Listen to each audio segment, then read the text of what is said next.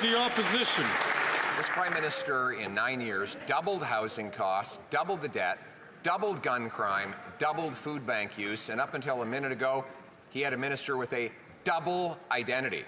The Prime Minister knew that the minister was directing his business illegally from inside cabinet. He knew the minister had claimed there was another Randy when there was no other Randy. He knew that the minister had falsely claimed to be Indigenous in order to take money away from real Indigenous people, and yet he stood by him up until yesterday. Why is it that he always stands up for corruption on his own side? The Right Honourable Prime Minister.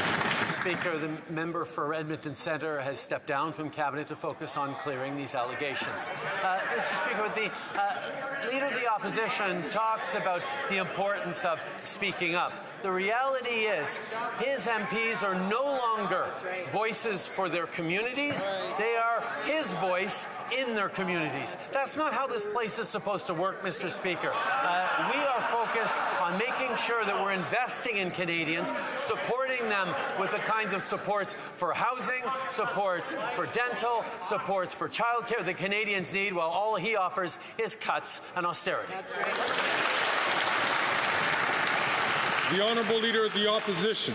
Muzzling caucus members. This is the guy who fired the first Indigenous Attorney General because she refused to defend his corruption. She said, and I quote, "A Prime Minister committed to true reconciliation would have removed Randy and the other Randy from cabinet long ago. Instead, we have to get to watch white people play ancestry wheel of fortune so shameful and extremely destructive."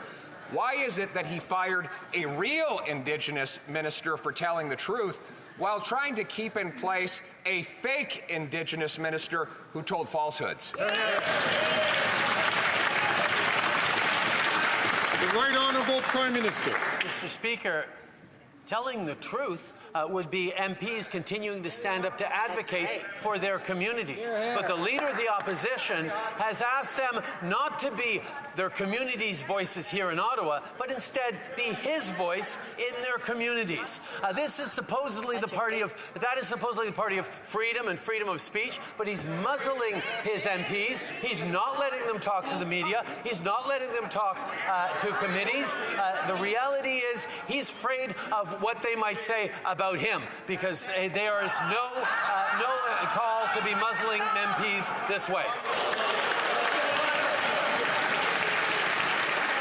The Honourable Leader of the Opposition. Mr. Speaker, this from a Prime Minister who has 20 caucus members that have signed a letter that they're ready to fire him. Why wouldn't they? This is the guy who's doubled housing costs, doubled gun crime, doubled food bank use, doubled the national debt, kept in place a minister with a double identity. Even his own caucus members know he's not worth the cost, crime, or corruption. So if he's not afraid of anything, why doesn't he call a carbon tax election like an idiot?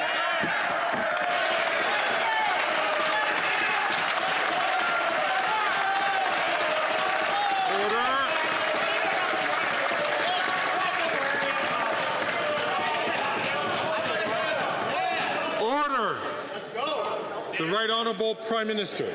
Mr. Speaker, the Leader of the Opposition just made very clearly the point that the MPs on this side of the House are free to share their opinions publicly, even when they're ones that I disagree with. Absolutely. But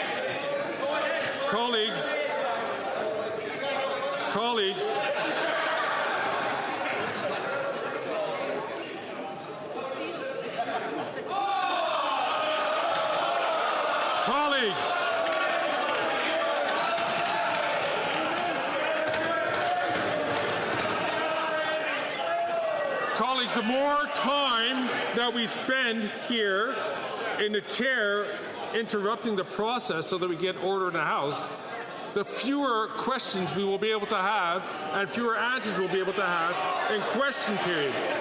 So please control yourselves today. The Right Honourable Prime Minister from the top. Mr. Speaker, in the minds of Conservatives, we just saw a big gotcha moment where I admitted that Liberal MPs are free to speak their minds and voice their opinions even when we have disagreements. That was astonishing to the members of the Conservative Party because they're not allowed to do that. They are not allowed to speak to the media. They are not allowed to speak their minds.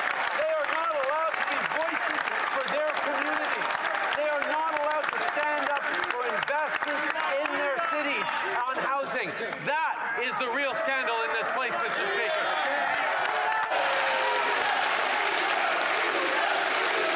Order!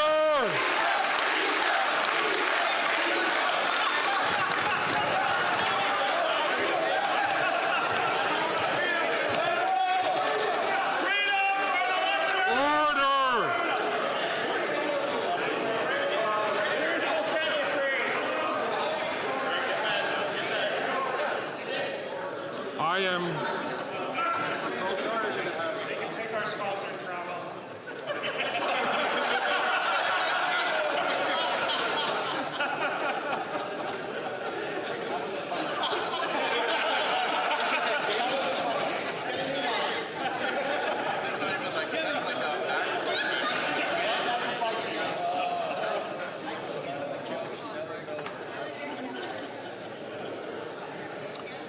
Mr. Speaker, the Prime Minister doubled debt, doubled the cost of housing, doubled crime with firearms, and doubled the use of food banks. And until a few minutes ago, he had a minister with a double identity. Is the Prime Minister aware of the fact that the minister in question directed his company when he was in cabinet, and he said he was falsely Indigenous? He's aware of this, and he defended and kept this minister in cabinet. Why did the Prime Minister, why is he so determined to protect the corruption of this minister? The Right Honourable Prime Minister. Mr. Speaker, the member for Edmonton Centre has left the cabinet and will focus on defending these allegations. At the same time, Mr. Speaker, when the opposition leader talks about challenges that Canadians are facing, he's not offering any solutions except for cuts. He wants to cut the dental care program. He will cut the pharmacare program for contraceptive drugs. He will cut daycare spots. He will be cutting when Canadians need investment and growth.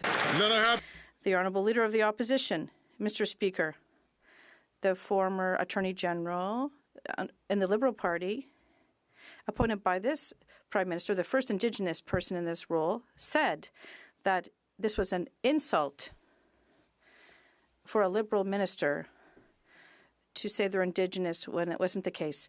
But let's look at the different treatment of these two people. Why did the Prime Minister let go of a true Indigenous woman for having to tell the truth while supporting a false Indigenous minister who said falsehoods? The Right Honourable Prime Minister, Mr. Speaker, for a leader who says he's concerned about people telling the truth, it's interesting to see that he is muzzling his caucus to not allow them to express their concerns with respect to investments in their community. Today we've learned, Mr. Speaker, that he doesn't allow free expression to his own members. Mr. Speaker, we're here in this place to raise our voices for our communities, but he wants his members to be speaking only his voice in their communities, and that's not how things work. The Conservative members should say what they think really.